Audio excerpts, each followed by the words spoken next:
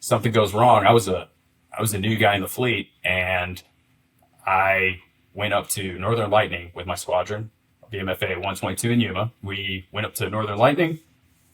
We had F-35. Squadron stood up in October of the previous year. This is like August of the next year. I got there in June.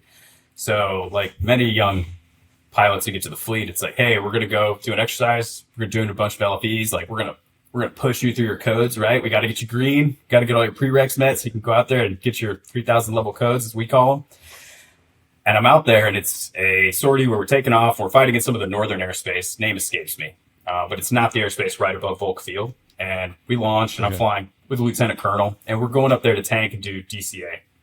And it was going to be some FI. And we're on the way up there, and he says, hey, too, kind of get some degradations in my system.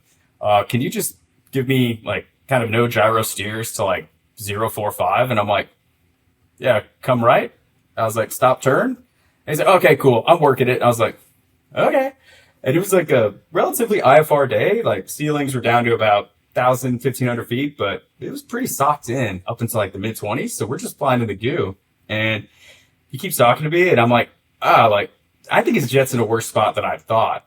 So luckily he gets into some clear air. We're transing up to the airspace. We're not even there yet. And then he's like, hey, this jet's not working out for me today. He's like, I'm going to need you to drive me around so I can join up on you and then take us back to Volk. And I'm like, okay, cool. And, lo and behold, I give him a turn, visual. He joins up on me, and I'm having to fly the lieutenant colonel back in for like the, section ILS to land. And that was within me being in the squadron for a whopping like 2 months, like you think that you can show up and you can kind of just be that cat who's like, oh, I'm just going to be a 2 or a 4. I'm just going to be that wingman, right? I just got to listen to the right comm calls and everything will be fine. And I tell the studs, I was like, dude, next thing you know, you're the guy having to work through an emergency. Like we're flying back, and he's like, okay, my climb dive marker's back. And I'm like, this guy's been flying off his SFD. I'm like, oh my God. Like I had no idea how bad the situation was in his jet, But it's that level of, I think, trust and confidence that we have to build. And that's why I brought up the boat and the solo pilot time and the admin kind of focus that we try to instill. Because tactics are tactics, but if you can't get to or from the fight, then it truly doesn't matter.